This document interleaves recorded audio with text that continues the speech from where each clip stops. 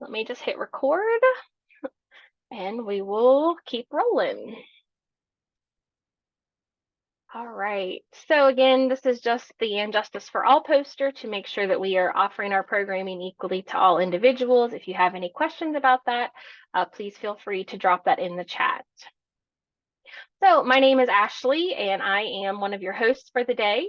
I am an agent here in Garrett County, Maryland, and today we are going to be talking about lots of cool things that are going on in our environment, some of the questions that we've been getting over the last few weeks, and give you all the chance to ask us any questions. Sarah, you want to do a quick intro? Absolutely. I don't know, you always sound so good. I'm Sarah Llewellyn. I do home hort and ag and master garden coordinator here in Allegheny County. And we actually had two questions ahead of time, unless you had more, Ashley. So we had two questions and then just some other education. I put it over on Facebook. If you have any questions, if you're joining us there, that you can just put it in the chat and I'll be looking back and forth over there.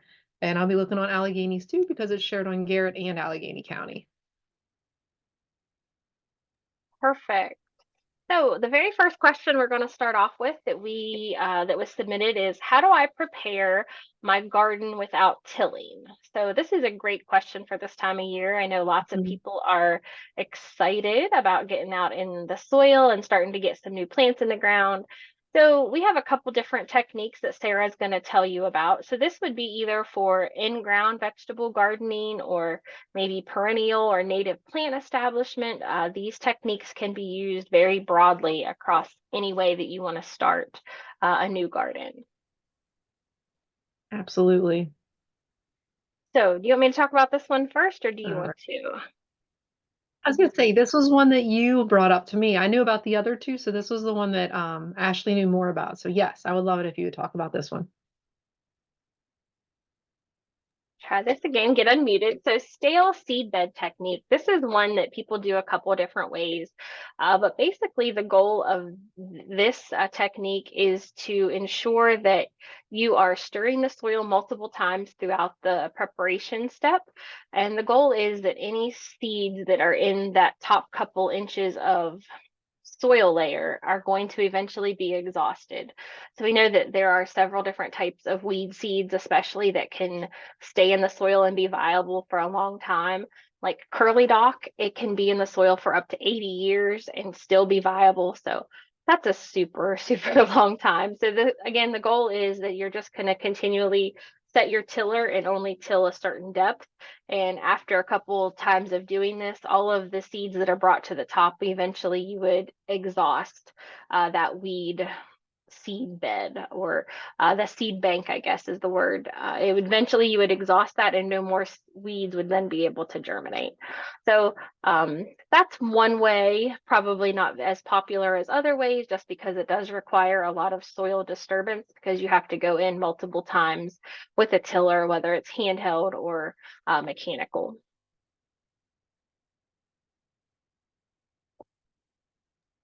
All right. And then on the other two, there are two that I've tried both methods of. There's the solarization, and that's just using the clear tarp over top of the soil. You're basically creating a really, really hot and dry greenhouse, which obviously greenhouses are great for starting seeds when you water and you monitor the temperature, but we're making it so hot that it's not going to be a pleasant place for plants to live. So basically, the plastic is just trapping in that heat, kind of emitting some of the moisture, and it's allowing the seeds to germinate. And when the seeds germinate, they find out it's just a terrible environment for them and they're going to die off. Um, in my history of me trying it, it works sometimes. You're not going to get 100% of the seeds to germinate and to die off. It seems like it works really well in dry climates. So last year, when we had that really dry spring, I think this method would have worked really well because there wouldn't have been any water source and they just would have burned up basically. It says it takes about 2 to 3 weeks in a dry climate, and that's with the thick, like 2 to 6 mil plastic. However, I did read, and it was through the University of Minnesota, that it can take a longer time in different climates, and it's not always super effective. So I think that if this was a type that you wanted to use, maybe you already have the clear plastic and you want to give that a whirl, you have plenty of time. That's the good thing. It's not like you're trying to do this a week out. We still have many weeks before we can plant a lot of things in the soil. Anything you want to add, Ashley, to the solarization? Nope, I think that's great. The main thing that I've seen a lot of people say is that it has to be clear plastic for that method to work because you actually want some things to germinate and then kind of burn up. Yeah. And then the next one that's coming in is going to be using a silage tarp. And I've been telling people this lately, and they look at me like I'm a crazy person. So a silage tarp is just a really thick, like it's not like your fabric paper that you put down over top of like your weed paper. This is a really thick plastic tarp. So it doesn't work the same as the last method because that's creating a greenhouse. This is basically suffocating everything out. So the black tarp is laid down over the soil. You're reducing the light. Well, you're not reducing, you're eliminating the light that reaches the seeds. And then the seeds can't germinate in the plot. It just kind of kills everything off. I've seen one of the farmers that we visited their farm tour up in Garrett County last year. They utilized this method and it seemed to work really well for them. So would, when one of the plants were finished for the season, they would just go ahead and pull this and prep the bed for a couple weeks to get it ready for the next one. So it seemed like it worked really well for them. Obviously, you can tell in the picture, in the top picture, weight's going to be an issue. You're going to need a way of keeping that down on a windy day, or else that's going to be a fight that you're constantly dealing with. However, if you look at the bottom picture, and this was a trial at the University or South Dakota University Extension, the results look pretty good to me. That would be an acceptable plot for me to want to plan into. This is one that I've used before. I haven't used the silage tarps. I've just used the really thick black, what is it? Like weed, it's not the weed paper, it's like what you put down in the greenhouse. And it's been successful with me for that too.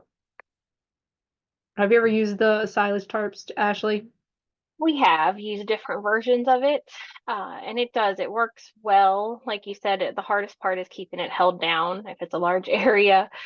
So it's because it is plastic, you can't Yeah. use like landscape staples or anything like that because it will just tear. So like sandbags or, we've even used like firewood or bricks or rocks or, we always have tons of rocks in this part of the country. So I that's was going to always a say ready, that's more up ready my speed. spot. Yeah. So awesome. So if y'all I have would any probably just use rock. questions, exactly. If you have questions about that, please go ahead and enter them in the chat, or if you're with us live on Facebook, feel free to ask any questions you may have. Yeah, but the one good part about using the silage tarps, because they are thicker, it says that you can get several years usage out of it as long as it's not blowing off and hitting into like something sharp, which is Yeah, good that's because they're not cheap. I do know that. I exactly. think, Anytime we can recycle these things from season to season, it's definitely a win. yeah. But I mean, it is plastic and some people don't like to use that, so I can understand either way. Right. I These are think the just next options. one is on. Oh, absolutely. And I think I play around with different options in different parts of my garden every year. I try to see which one I like better. That's And I part of still the don't have, fun. I was gonna You say, I don't have still to don't do it have the one that I'm same. like, yeah, there's not one that's my absolute favorite. All right. Yeah. And then question number 2 that just came in a couple minutes ago was how long are seeds good for? And actually, this was brought up a lot when we did our seed swap at City Place in Frostburg a couple weekends ago, because everybody's like, well, how good are my seed or how long are my seeds good for? And if you look at the chart down below, it really does depend on what types of seeds. Some seeds have a very short life, like span that they can still be viable. So you can see onions about a year, corn and peppers about 2 years, bean, carrots, peas 3, beets, pumpkins, squash, tomatoes, watermelon 4. And then that's going to be like your ones that have a seed coat. We just did a pumpkin palooza lesson. We're talking about a Kakai pumpkin and it doesn't have a seed coat. It's grown for the little pepitas, which is a seedless seed. And those would not have the same lifespan because they don't have that protective coat. And then broccoli, cabbage, cucumbers, lettuce, cantaloupes, radish, and spinaches are all about 5 years. And I was thinking about this, Ashley, and it really has to do with storage too. Like Were they kept in a dry place? Were they kept in a cooler place? Did you keep them in a hot shed? Probably not going to be viable as long. Did you keep them somewhere where they got moldy? I would say that they're probably not good anymore. So um, a lot of people keep them in their fridge, keep them in a nice dry place. Ashley, what do you think is like the best place to keep your seeds? Because I've heard both. I've heard the mix of refrigerator and then dry places. Yeah, I always keep mine in a dry area. We just keep them in the back of a filing cabinet, like in the back bedroom, so they're not moist or anything, not like in the basement. But and I've always had, luck for a long time. I've planted seeds that are way older than 4 or 5 years, and they seem to do Yes. fine. You're always gonna not get as much germination out of some of them. Some of them are not going to be as sturdy. I don't know if you're going to talk about that next, about I think we have a slide in here about how to test. Yep, that's the next one. Okay. Yeah, so if you get some seeds and you don't know if they are good, the one way we could, because seeds can be viable, but they may have a terrible germination rate. So what that means is when you get nice fresh seeds, you should have almost 100% germination rate, pending seed variety. But if you have some seeds that you're like, they're like 5 years old, I don't know how good they are, then this is a great way of testing out your seeds. So this is just all you need is a Ziploc bag. I actually do mine in little like plastic Rubbermaid kind of containers because I don't have plastic bags at my house usually. As long as they're in something that's airtight and is going to hold in the moisture, it works really well. So you just put the seeds on there. They did 10. So if you look at those pumpkin seeds to the left, you can just see all 10 of those seeds. And that's just going to allow you to be able to kind of get a grasp at what your percentage is going to be of viability because percentages by the tens are easy. Um, so you can just put them on there. You're gonna make sure that paper towel that they're on is pretty moist. I would say almost borderline wet because you don't want them to dry out because then the seed won't germinate if it's not nice and wet. Put it inside of a plastic bag or a plastic container, and then you just leave it in there. And if you look on that plastic bag, it says 10 days check. So they just wrote down they looked on the back of their seed container or on their seed envelope and it said about how many days it takes until germination. So they're just trying to check in and making sure it's not too far past when they're supposed to be germinated. So I thought that was a good idea. So then if you look in the last picture on the sequence, it looks like they had I think they had about 90%. That one doesn't look like it germinated well up towards the top there. So what we would suggest is if you really have older seeds, you could easily just do a test like this and see if it's going to germinate. If you know you're wanting to plant 2 pumpkins this year, plant more than that. If you end up having 100%, you might need to give away a couple pumpkin plants, but you just need to know if you have old seeds, you're probably not going to have a high rate of germination. It's going to be very low. Right. And some seeds, when you purchase them from the store, brand new, sometimes they only are at 80% germination on some of those plants that are very hard to get to germinate and break dormancy. So, you know, if you have a seed packet that was only at 80% to begin with, you might have to plant even extra seeds after a few years. So, just something to think about. All right, so we have a few minutes set aside here for any questions that we might have live. So if anyone has some questions they would like to enter either in the chat box or anything, we would be happy to try to talk about those. I don't see any in either place right now. Sarah, do you? I'm looking, I don't see any on Facebook on, excuse me, on the Garrett County one or on the Allegheny County one yet. So Okay, we'll give it a second. all right. And I'm I gonna, think one of my you can, master gardeners asked the question about the no-till, so I know we answered her main question, but if you have more, have at it.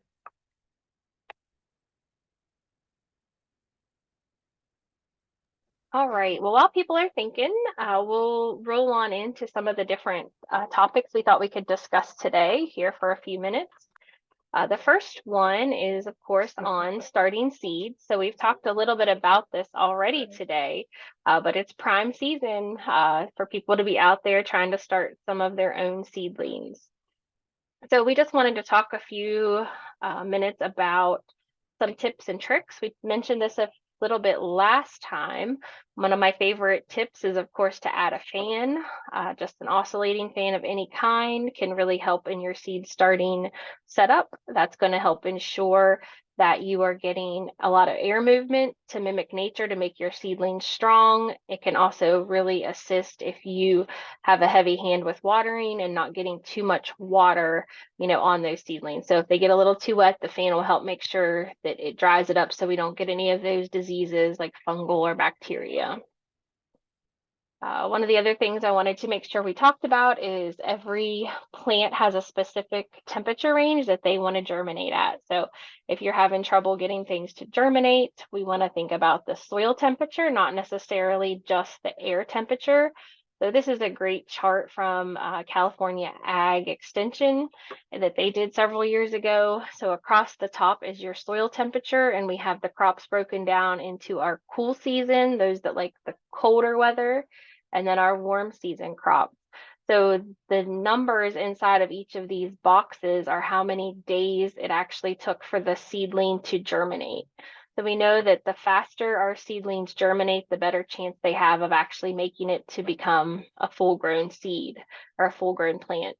So therefore, the longer we let them just sit in the soil, there's more bacteria, the more chances a bird could eat it, the more things, micro or macroorganisms that could attack those seeds. So the bottom line is that we want there to be, little lag between the time you plant and when your plants actually start to get up out of the soil. So that's just something to think about. And we do recommend the use of humidity domes. As soon as the plants have germinated, make sure you're getting those humidity domes off so that it's not trapping that excess moisture on the actual seedling itself. You want to get those off so that they can enjoy the natural air. And a little bit about light. Sarah, do And you that have kind of, anything to add? I was gonna say that kind of goes with that heat mat too. When they germinate, I mean, you don't need that heat mat much longer. Some people will accidentally bake their plants by leaving them on that heat mat for a kind of long period of time. So be mindful, you probably don't need it anymore once they've germinated. Exactly. And then supplemental lights, the closer you can keep those lights, the light source to your actual seedlings, the stockier they're going to get. If they don't have to be reaching and trying to get to a light source, they're going to be much, much better transplants when you're ready to put them out into your landscape and garden. A little bit about heat mats, of course, as Sarah was saying, they're a great addition, but they are expensive. So if you're not going to start a ton of seedlings, it may not be worth that investment. Quick note on Yeah. And if transplanting. I was gonna say, if you are very small scale, you can always get one and know which plants are going to really benefit from that. Like pepper plants really benefit from a seed heating mat. Tomatoes too, those hot things, they really like the heat, whereas, broccoli and the cold ones don't. So you might be able to get away with just having one and it won't break the bank too much. Great point. And I just wanted to touch on transplanting if you've already got your seedlings started. This is my biggest pet peeve, I think, that I see people doing. We should not be touching the seedlings by the stem. If you damage that stem, if you're too rough with it, that plant's going to have a hard time recovering from that. So I like to put an X across that photo. You want to be careful with that. They only get one chance at growing a stem. So if you, again, damage that, it's going to be hard on the plant, but they'll have a lot of more chances at growing new leaves. So transport them either by their roots or by their leaves whenever you are doing this physical task of transplanting them into larger containers. And then I think that's a good picture to have the X over because I saw that peat pot and I see a lot of new gardeners start to grow in those. And I'm not a new gardener and I find those to be very challenging to use because they typically grow mold, dry out quickly. It's hard to water from the bottom with them because they do get so moldy. So if you're like, man, I'm not successful with those, you're not the only one. Like a lot of us have a difficult time trying to use those too. And I think the seeds or the plants are hard to get out of there because they almost just grow into the medium and it's hard to repot them from that. Yes, that's absolutely true. And especially with like you said, if you're trying to germinate seedlings in those peat pots, make sure you're soaking them really well before you put the seeds in there.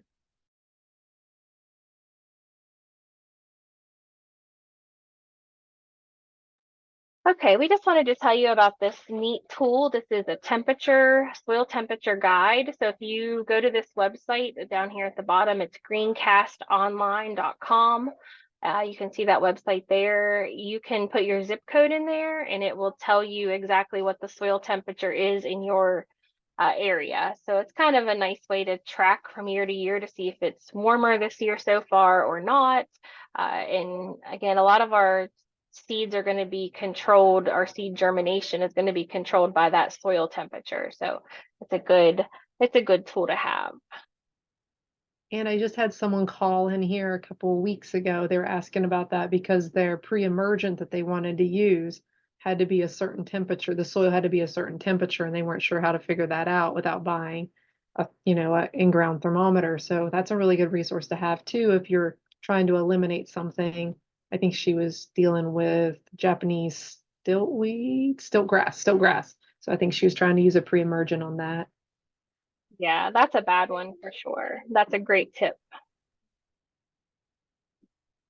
All right, this is just our planning chart that was created by the Grow It, Eat It and Home and Garden Information Center several years ago, but it's still a good one to give you some guidance on if you should be putting seeds directly into the soil or if you should be putting them, in as transplants a little bit later. So we just wanted to, show people this tool. We have two-sided, so we have cool season and warm season crops outlined on this, and we can send anybody the link if you'd like to see more. All right. So one of the other questions we've been getting a lot is, should we wait to clean up our gardens or should we not?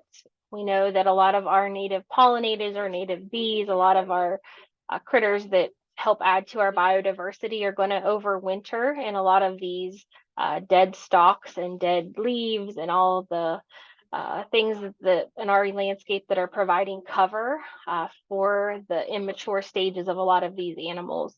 So we've been giving people a lot of guidance that you should wait until it's been, at least in the 50s for a couple days in a row to give a chance for these critters to actually, to wake up and actually go find their new homes or make new homes for the next season. So if you cannot wait any longer and you really want to get out in your garden and get things cleaned up, we do recommend that you find an area where you can stack all of the dead, branches, all of the dead leaf litter and all that sort of thing, where you can then, give the critters a chance to wake up from their winter nap, I guess. So that's one tip. And it's just a good Yeah, reminder. Go ahead. and I've seen a lot of mason bees that have made their way out since yesterday. Yesterday I was out in my yard and I think I was surrounded by like 40 or 50 mason bees because they must have all just emerged. And then I was telling Ashley yesterday I saw a bee fly for the first time. So that clearly just emerged too. So we have a lot of strange things that are just now breaking their dormancy and coming out. Yes, that's awesome. It's always fun to see the new critters that you've never seen before or, at a different time of the year. So that's always great. And just a quick moment to hit on the disease triangle. So we know if we've had problems in the past in our yards and landscapes, particularly with plant disease, the easiest way to prevent that disease in the future is to break one of these parts of the disease triangle. So either to eliminate the host, change the environment, or remove the pathogen. So garden cleanup really does play an important role in preventing, different diseases. So I don't want to say that that's not important. It's just the timing that we do it on can also help prevent plant diseases, but also provide habitat for a lot of these critters that are overwintering in our landscape. Okay, so next on our list is something fun that most gardeners really enjoy doing, and that is dividing perennials. So as they are starting to emerge before they start to flower is a good time to divide a lot of the perennials that we may have in our landscapes. So of course, this is a photo of hostas. So a lot of people are very familiar with hostas and they make a great plant for dividing if you've never done that before. Some of the main reasons that you may want to divide your perennials is to control the size, to rejuvenate them if they've stopped blooming as much as they used to. Sometimes they just need to be divided, especially things like irises.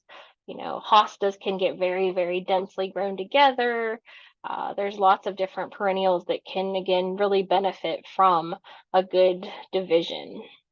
And then, of course, you can increase their numbers. So if you want to share with a friend or a family member, that's really a fun thing to do as well. You're giving them a whole plant that's already established. So that's one of, I think, the best things you can give a new gardener, to get them started in the gardening journey and really increase the confidence. Because a lot of times those perennials are so hardy, and if you give them just a small section, they can have a lot of really good success with that plant. And then this is just another thing to think of if you're gardening on a budget or you're landscaping on a budget, that you can slowly increase the amount of things that you have over the years without having to put a lot of money into it. Because as we all know, perennials are where you spend your money. Like they're typically not a cheap thing to add. However, as you know, they're easier to take care of over time because they kind of just come and go. So that was one way I took the hostas at our house and kind of spread them out because I wasn't going to pay for like 5 different hostas. I knew it wasn't going to be perfect in year one, but here we are many, many years later, and it's kind of here, there, and everywhere. Exactly. Perennials are often the gift that keeps on giving, right? So again, remember that your spring and summer blooming perennials, you want to divide them in the season that they're not blooming. So that can get a little complicated. But so things like your daffodils, you don't want to be out there dividing them now because they're trying to store the sugars from their blooms, and they put all of their energy into making that bloom and that flower. So if you have questions about when you should divide what plant, that's a great question we can help answer anytime. Of course, separation and division is another form of division. So this again would be like hostas here on the left, or rhizomes with irises on the right. A lot of times these plants are going to give you natural ways to make more of them. So that's again their gift to you, just like strawberries will give you crowns or runner plants. Once you get these perennials established, you'll often have a lot of different ways that you can make more of them for completely free, like Sarah said. We always recommend, do as I say, not as I do. This is the way you are recommended to divide, is to dig up the entire mother plant and then take a shovel or another tool and divide it into several different sections and then replant the whole thing. I'm sure people are maybe not. I'm definitely guilty of this, where I just dig up part of the mother plant and then divide it out and then leave part of the clump still there. Of course, that's not going to give you an even look in your landscape. So if you want it to be completely even, lift the whole plant, divide it, and then reseed and then replant it. You're not the only one. I've done that with the hostas too. Like you just kind of chop it and take part of it away. It looks Exactly. all right. Yeah, they're pretty forgiving. Yeah, That's the kind of plants I like, forgiving ones. absolutely. Right there with you. And we thought it was a good time to just talk a little bit about this. If you are planning to add any new plants to your landscape this spring, just remember that some invasive plants are still being sold readily on the market. While the different layers, there's tier 1 and tier 2. Tier 1 are supposed to not be sold. Tier 2 can still be sold, but there is supposed to be a warning that accompanies all of those plants. So just be sure. There's a lot of great blogs out there on the Maryland Grows site. Lots of really nice resources on University of Maryland Extension.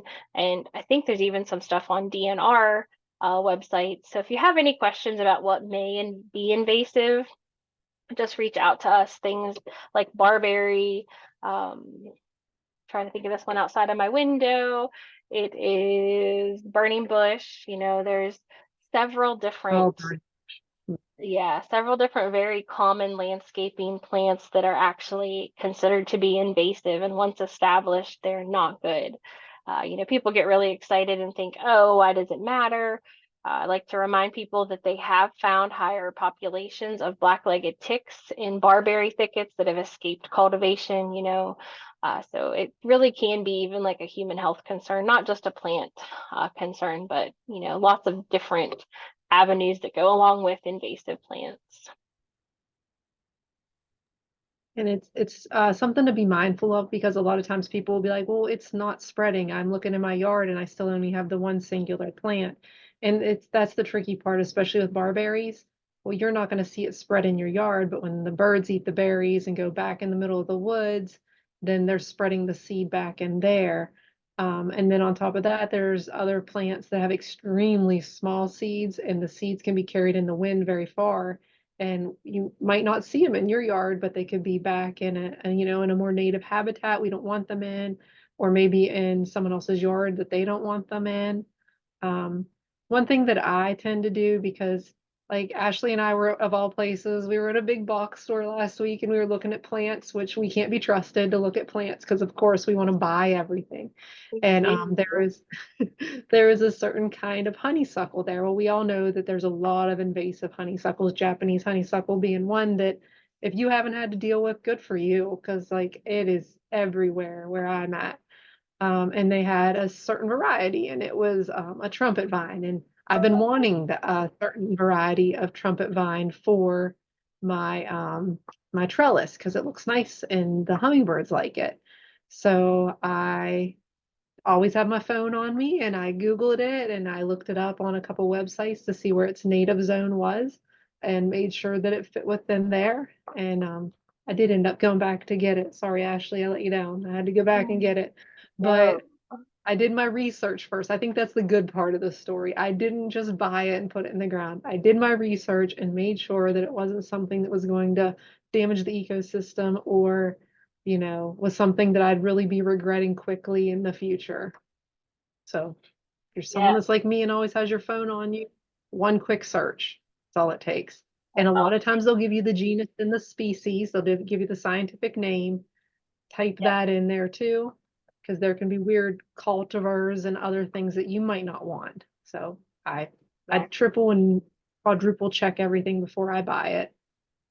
Exactly. Especially, I love what you said there that if they're not providing you the genus and species, you should probably be concerned. Like, you want to make sure that's information that you're Mm. getting no matter where you're purchasing your plants from. Yeah, it's kind of like when you buy seeds from a non-reputable place that you know you shouldn't be buying seeds from. It's kind of the same with plants. It's like wish planting and hoping that that's the right variety, but we both know that you can't unwish something once you put it in a habitat that you might be struggling with forever. I know we get a lot of people that call with things that have been planted out, and it's not a quick eradication. Like it's not like, oh, just go pull it out. It's like, okay, this is going to be a 20-year figuring it out and getting rid of it. So if you can Exactly. save yourself the headache, do it. Like, Yeah. Don't ever get it established if you can help some of these bad invasive plants. So, on that absolutely. note, we Yeah. want to tell you But about some fun upcoming classes and opportunities. Sarah, you want to go first? absolutely. Absolutely. So last week we had our first Pumpkin Palooza get together and we talked about pumpkin varieties and talked about my personal favorite, which is the Dickinson pumpkin. And I've been growing it on our little yard stead kind of thing we have going on for the past couple years and makes a great pie. But we just talked about different varieties. And then this Saturday, it's at 11. We're going to be talking about how to grow large pumpkins. And I kind of gave a preview that like we're getting close to like the 3,000 pound mark anymore with being able to breed and genetically alter. We're not really altering, we're just picking the best genetics to create these huge pumpkins.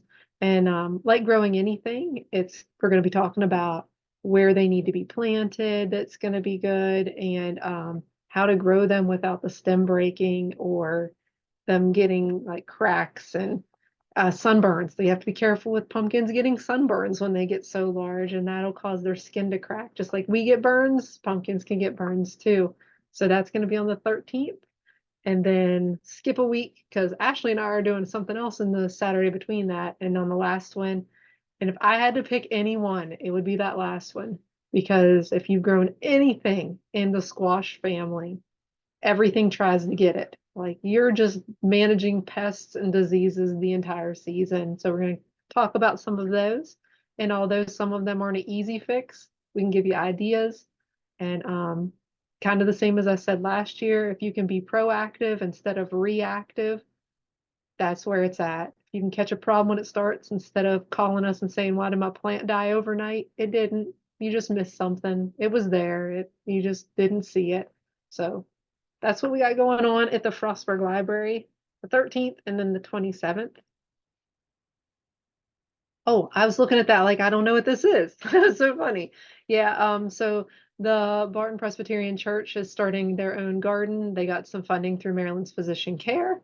And a lot of them are very excited and also very new to gardening.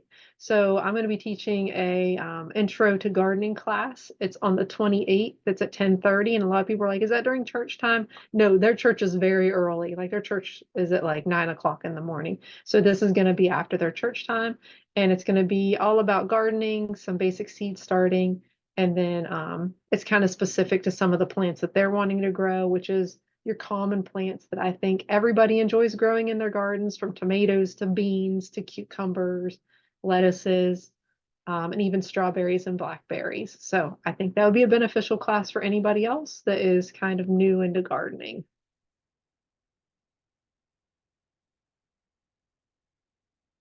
Oh, okay. You did all mine first, Miss Ashley. Earth Day celebration, that's happening up at Evergreen Heritage Center. If you've never been there, it's a environmental kind of school. It's not like a K to 12 kind of school. They do outreach programming. We're going to be joining them. All the things at the top there is what they're doing within the celebration. We're going to be doing some different Earth Day things. We have some pins, we have some stickers that we were able to get. And we're going to be doing seed planting and learning how to make some different decomposable pots out of newspaper. That's what I've been using with my transplants, and they've been working wonderful. So I want to make sure to share the knowledge on how easy they are. It takes no extra anything, no wood dowels. It's just literally putting it together and putting the soil in it. No origami skills needed either, because I don't have those. You might have those hidden down in there somewhere. I I can't even imagine making like 100 pots that were like specifically folded. Like mine are like you wrap it around, you push it in, you staple it, you're done. Well, now you're giving away all the fun facts there. All the Easy fun. peasy. That's what we like. Easy, no fuss. So I just wanted to tell you all a little bit about some things happening in Garrett County. So this first flyer is the free gardening classes that are being offered at the 5 different branches of the Ruth and Low Library. If you want more information about those, I'm happy to share any of that. Tonight at the Oakland Library, we're going to be doing Garden by the Moon signs, because it is the eclipse today. So we thought that'd be a great follow-up. So if you've ever been curious about how that works or how to figure out, what moon sign we're in and how that translates to the garden, be sure to go ahead and go out to the Oakland Library tonight at 6 p.m. We are asking that people register for any of these sessions, but they are completely free.